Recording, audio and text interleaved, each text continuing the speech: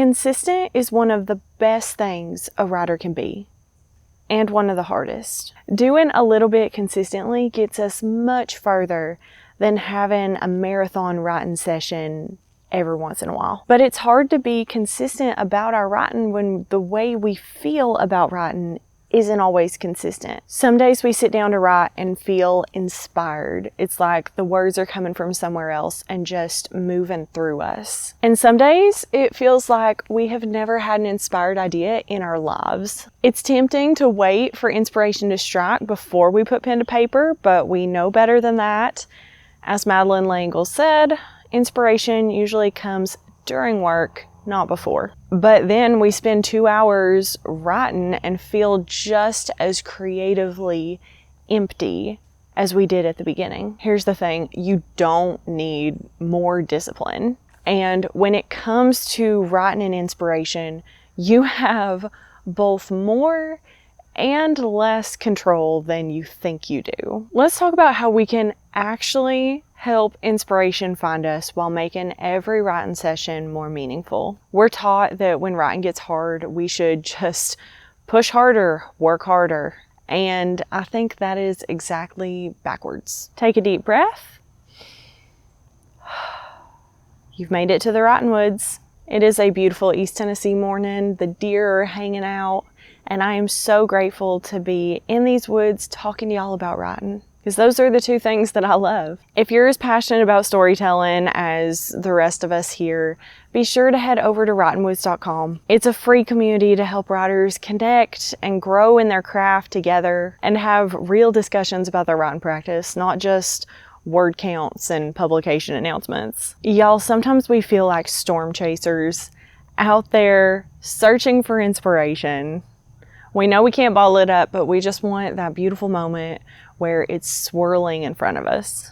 But storm chasers aren't actually chasing tornadoes or floods. They're chasing conditions, the right humidity, temperature, wind, because they know that's where the storms are likely to crop up. They're not just sitting in Nebraska waiting for a hurricane, but writers sure do. You know that feeling when it's been a few weeks or longer since you last felt that rush of inspiration. And you know you're not supposed to just sit around and wait for inspiration, so you dig your heels in, you push harder, you work harder, you keep just writing through it. And you tell yourself that if you keep putting pen to paper, inspiration will eventually strike and writing will feel easier, if only for a moment. But it doesn't. And you get more and more frustrated because you're doing what you're supposed to do. And it's not your fault. You're following the script you were given. Work hard and good things happen. That's what we are told. Hard work is lauded as the be-all end-all. It's the one thing that we can control. So if things aren't going well in any facet of our lives, we're told to just buckle down and work harder. And then if good things still don't happen, there must be something wrong with us. So I'm not going to go all the way down everything I think is wrong with that statement, but for our purposes today, let's just go ahead and say that that idea fundamentally misunderstands the writing process. Because storytelling requires more of us than simple hard work. I think we all know that. It requires emotional investment and psychological attunement. And that's why our stories feel like extensions of us. Those things are the storm that becomes inspiration. So we have to ask ourselves, what are the conditions for that storm? What are the conditions required for us to be able to invest emotionally and be mentally attuned to our story? What are we looking for in the forecast? Those are what we need to chase. The conditions that make emotional investment and psychological attunement possible. We look for the conditions, we find the storm, and then inspiration can happen. So when I think about the internal weather that leads to my most meaningful writing sessions, one of the first things that comes to mind is curiosity. Writers are some of the most naturally curious folks out there. I think that's a large part of what drives many of us to write. We write to understand. We want to understand ourselves, other people, the world, and our place in it. Y'all, curiosity is one of the most beautiful human feelings. It drives connection with other human beings. It allows us to grow and become better versions of ourselves. It drives us to find beautiful, rewarding things in our world. And as important as it is, sometimes the world snuffs it out. We're told we ask too many questions.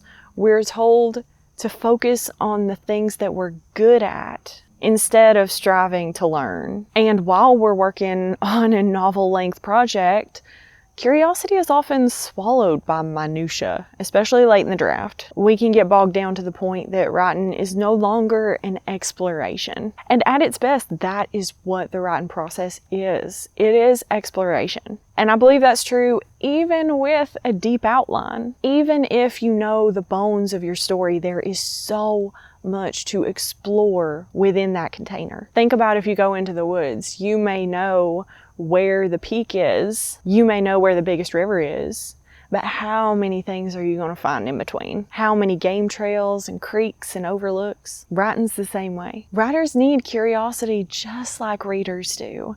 It's the thing that pulls us forward. It's the thing that makes us lose track of time, because we're not just working to work. We are working because we are genuinely invested, because there is an answer that we want. So when I'm thinking about the internal conditions that lead to that inspiration producing storm, curiosity is one of the first. One thing that blocks our curiosity is when we don't feel safe. This could mean a lot of different things.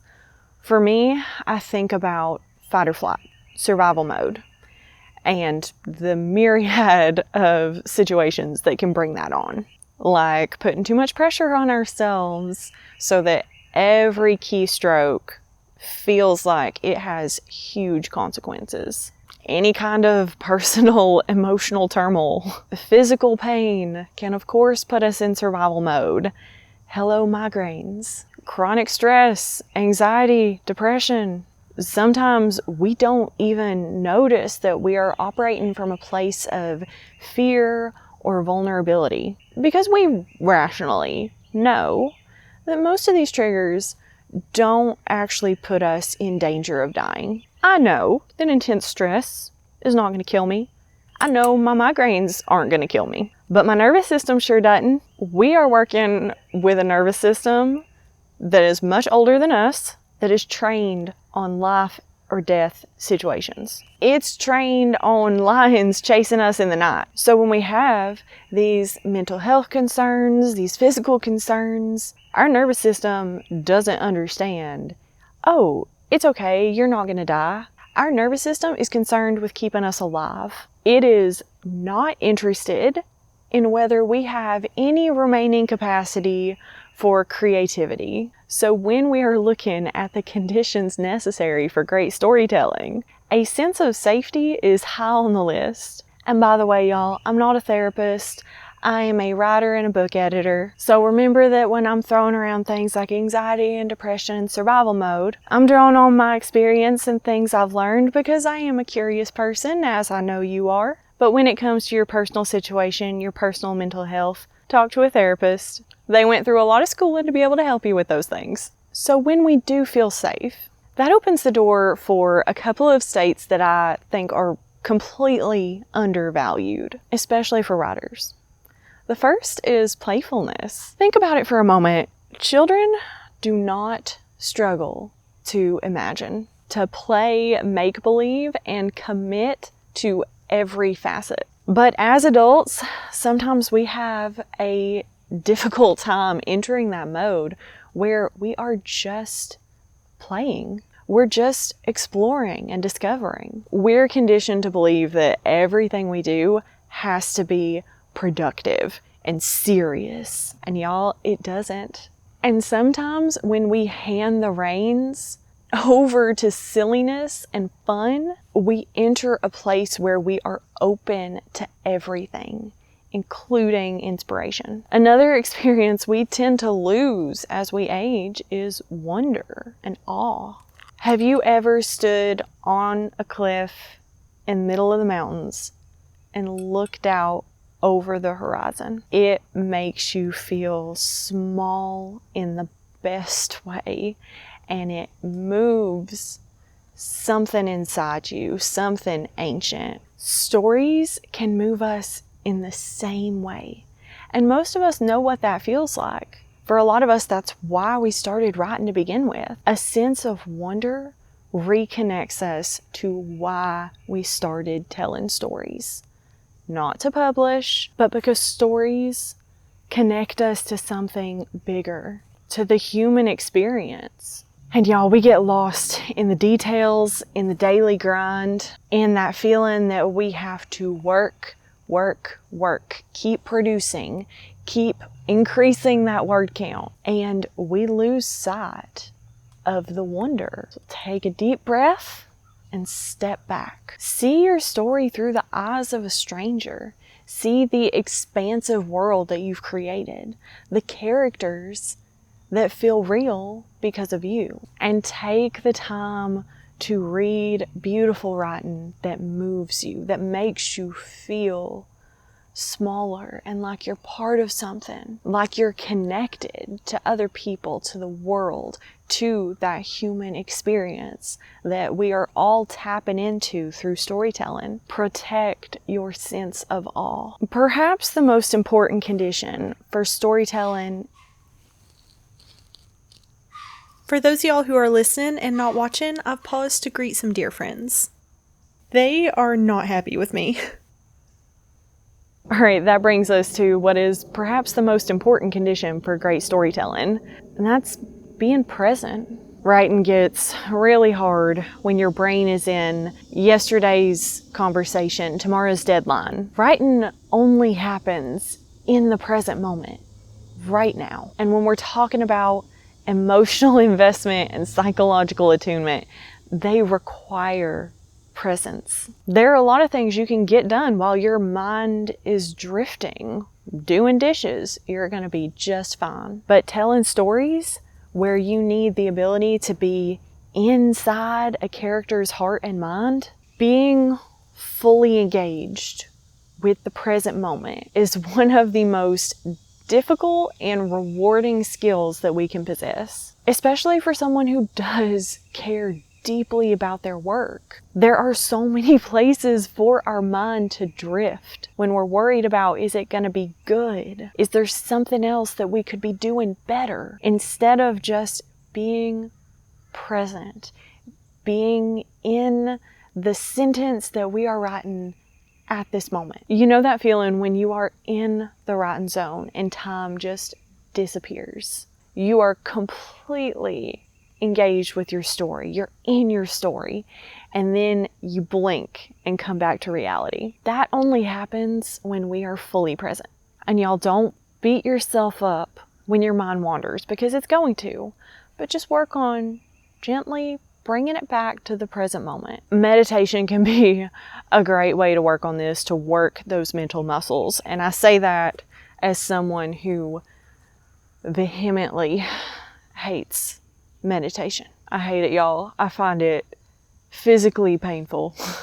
But I've been working on it for the last few years, and I can tell you that my ability to stay present and engaged is improving because of meditating just a few minutes a day. And when I started with 10 seconds. So there is nothing too small. If all you can do is 10 seconds, do it. And don't feel ashamed about it. So meditation can help us stay present, but there is one key habit that can help us with all of this all at once. One habit can make us better at sustaining these conditions so that when inspiration strikes, we're there to receive it. When we feel a lack of inspiration, our instinct is often to work harder, focus on developing discipline, buckle down, nose to the grindstone, hand to the plow, take the bull by the horns, and all the other colloquialisms.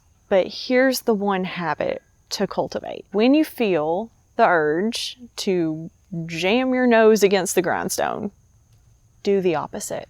Pause, take a breath. Instead of looking externally or looking at what you can do, look inside. Check the forecast on that internal weather. Notice what you're feeling. We're developing self-awareness, and then we can work on the skills to change that internal state. Feel like you're not present? Meditate for 3 minutes. Not feeling that sense of awe or wonder? Read something that moves you. A feeling like you're in survival mode? Use grounding techniques to calm your nervous system. All these things can help, and there are plenty of other things that can help, but none of them can do a thing if we don't first notice our internal state.